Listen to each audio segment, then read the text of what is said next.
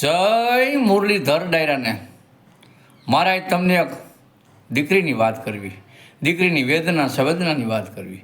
પંખીની માળા જેવું નાનકડું ગામ અને બે માણસ રીએ અને ટકનું લઈ આવીને ટકનું ખાય અને ગરીબી જેને આટો લઈ ગયેલી હો એને ત્યાં એકવાર દીકરીનો જન્મ થયો અને બે માણસ કરગરીને કહેવા મંડાણા કે હે અનાથના નાથ, હે દયાના સાગર, હે પરમ કૃપાળુ પરમાત્મા, અમારી ઘરે હરાપનો ભારો ક્યાંથી દીધો?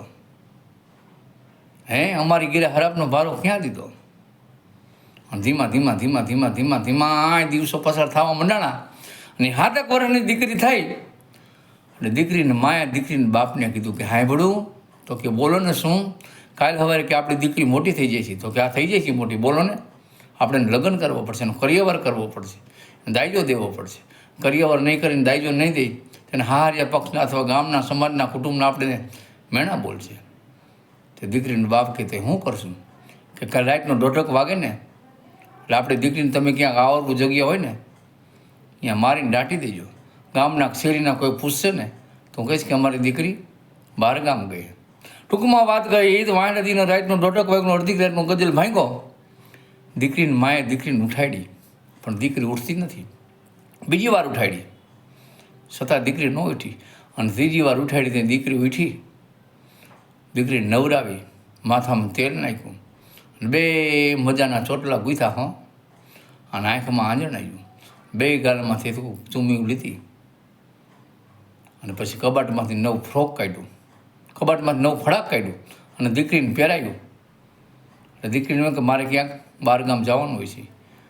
એ કે માં, મારે ક્યાંક બહારગામ જવાનું છે? હા બેટા, તારા બાપુ આજ તને બહુ દૂર લઈ જવાના. અને પછી દીકરીને તૈયાર કરી અને એક ખાંભામાંથી બાપે દીકરીને બેસીને એક ખાંભામાં ત્રિકમ ખોદાડીને પાવડોને બકડી લીધા.